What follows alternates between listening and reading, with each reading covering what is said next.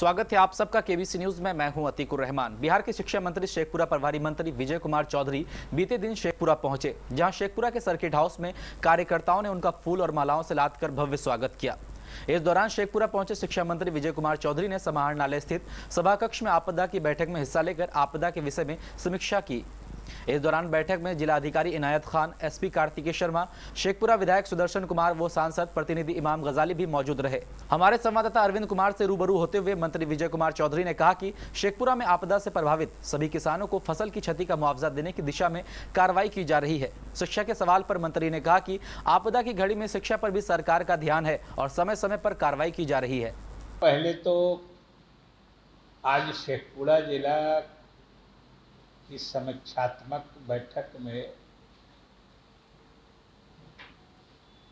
शामिल होने की मुझे प्रसन्नता है।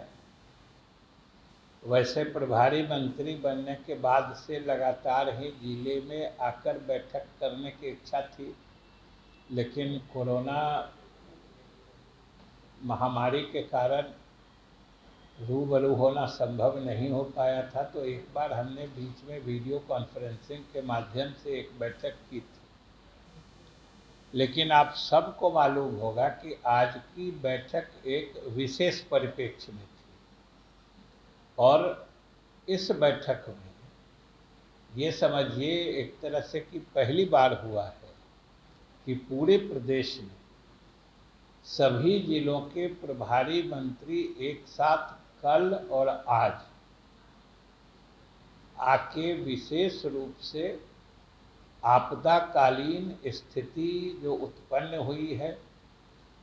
और उसमें जो सरकारी नीतियों के मुताबिक आपदा पीड़ितों के मदद के लिए जो कार्यक्रम चलाए जा रहे हैं या फिर संभावित आपदा या आपदा के संभावित रूप के मद्देनजर जो हमारी तैयारियां हैं उसकी समीक्षा के लिए आज की बैठक मुख्यमंत्री जी के विशेष निर्देश पर आहूत की गई।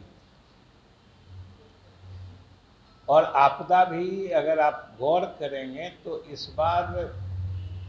कई मायने में इसकी विभीषिका कुछ ज़्यादा ही प्रकार की भी हो रही है कि एक तो बाढ़, इस बार अतिवृष्टि भी एक आपदा के रूप में ही आ रही है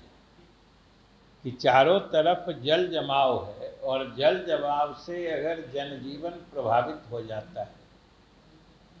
वर्षा का जल ही इतना मतलब जल प्लावन की स्थिति पैदा करता है और उससे फसलें बर्बाद होती हैं, तो स्वाभाविक रूप से अतिवृष्टि और जल जमाव की स्थिति भी आपदाकालीन परिस्थिति पैदा करती है। इसलिए इसे भी आपदा के रूप में सरकार ने लिया है और विशेष रूप से इस बार ये जो एक तरह से नोशनल चीज होता है कि कौन बाढ़ क्षेत्र हो गया और कौन नहीं हुआ। अब आप बताइए कि जब plot to plot survey verify करके सूची बनानी है, जो किस किसान के खेत में पानी है जिसके कारण या फसल बर्बाद हुआ या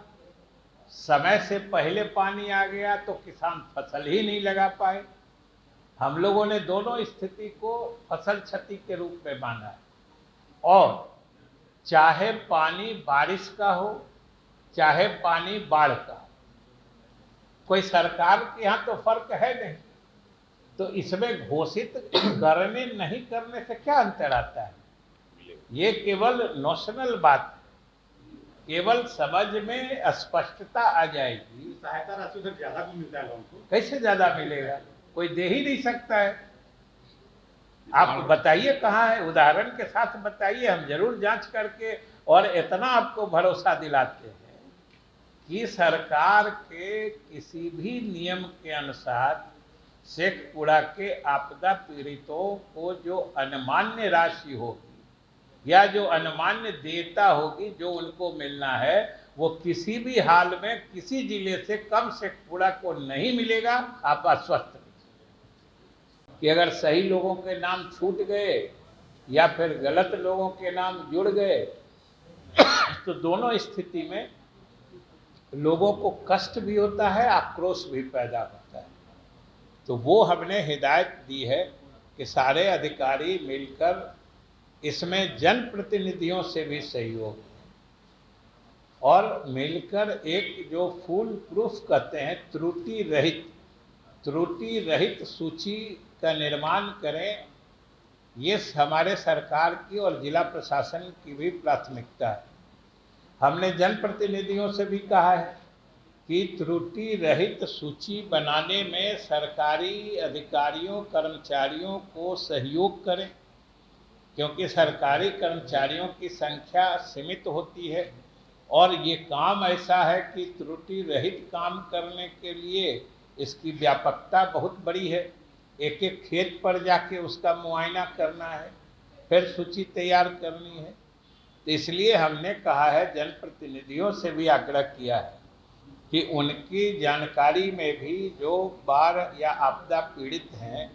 उनकी सूची सरकार जिला प्रशासन को उपलब्ध करा दे।